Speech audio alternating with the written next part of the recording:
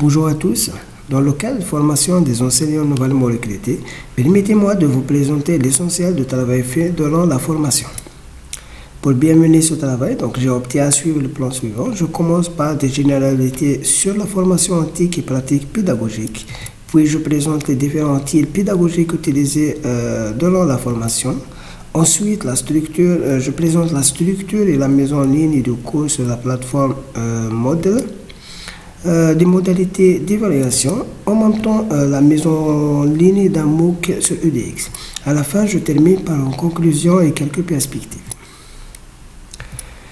Durant la formation, deux formations ont été suivies. Une formation présentielle assurée par l'Université de Béjaïa, dont nous avons fait 22 thèmes.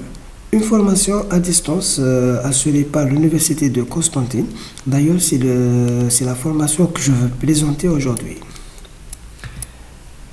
L'Université de Constantine, sous la tutelle du ministère de l'Enseignement supérieur et de la Recherche scientifique, a mis en place depuis 2016 une stratégie de formation antique et pratique pédagogique au profit des enseignants nouvellement recrutés dans le but d'assurer un enseignement de qualité répondant aux exigences des offres de formation.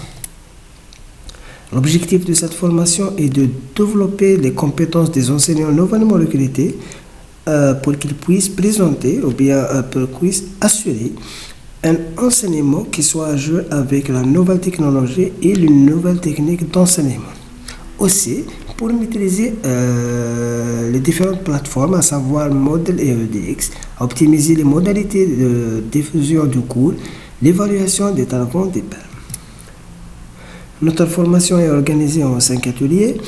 Les ateliers contiennent des activités d'apprentissage et chaque activité a un but bien déterminé.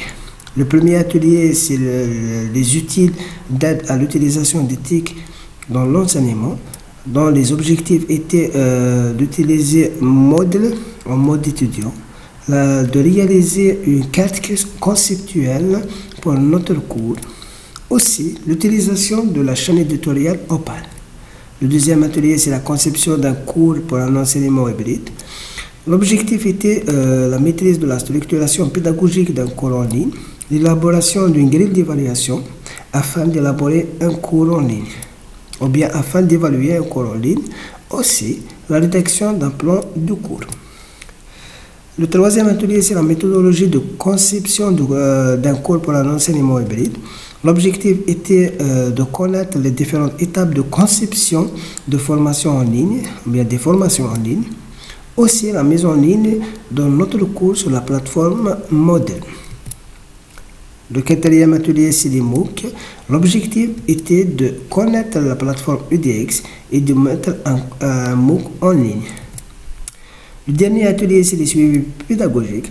L'objectif, c'est le retour d'expérience et la rédaction d'un portfolio.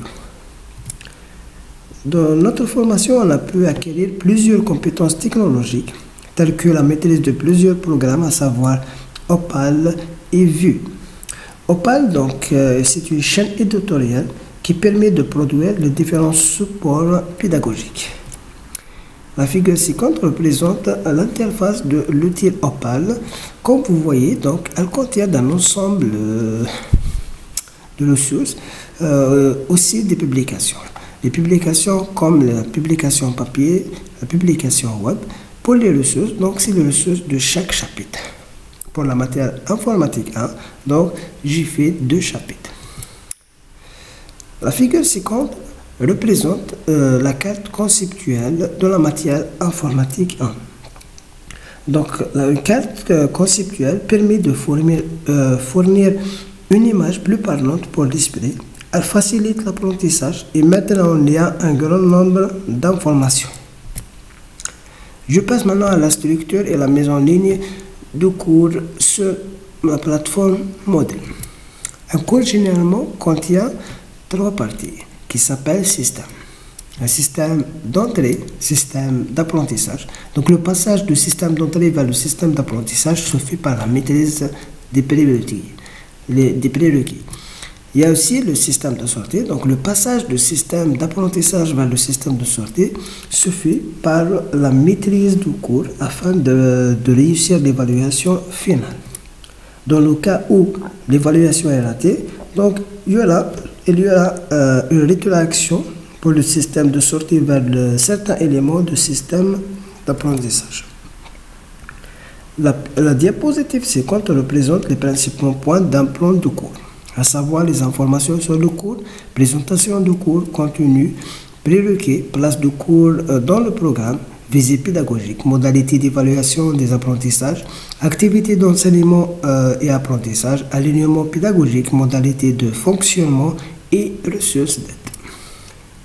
L'Université de Béjaïa a mis à notre disposition donc une plateforme modèle accessible via l'adresse suivante afin de mettre notre cours en ligne. Pour mettre un cours en ligne, donc il faut suivre certaines étapes qui sont représentées sur la figure ci-contre.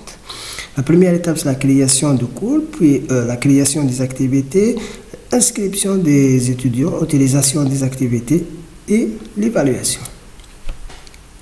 Les différents slides qui suivent donc, représentent les différentes captures dans mon cours sur la plateforme e-learning.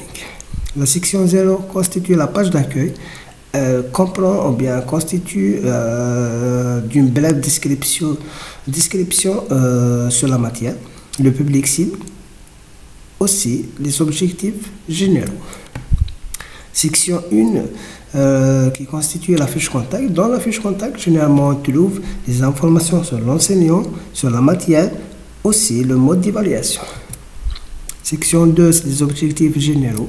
Section 3, c'est les prérequis. Section 4, c'est le programme complet détaillé du cours.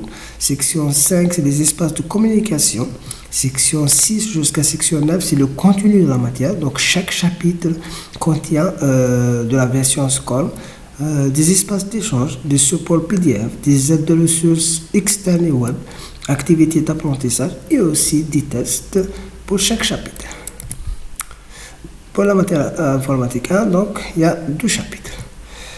À section 10, on trouve un test de sortie qui sert à évaluer la compréhension du cours. Section 11, c'est les références bibliographiques. Section 12 correspond à une demande d'avis des apprenants.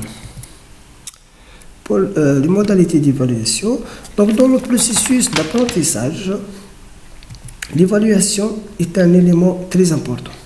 Elle permet de mesurer ce que les apprenants ont appris à la fin d'une unité de formation.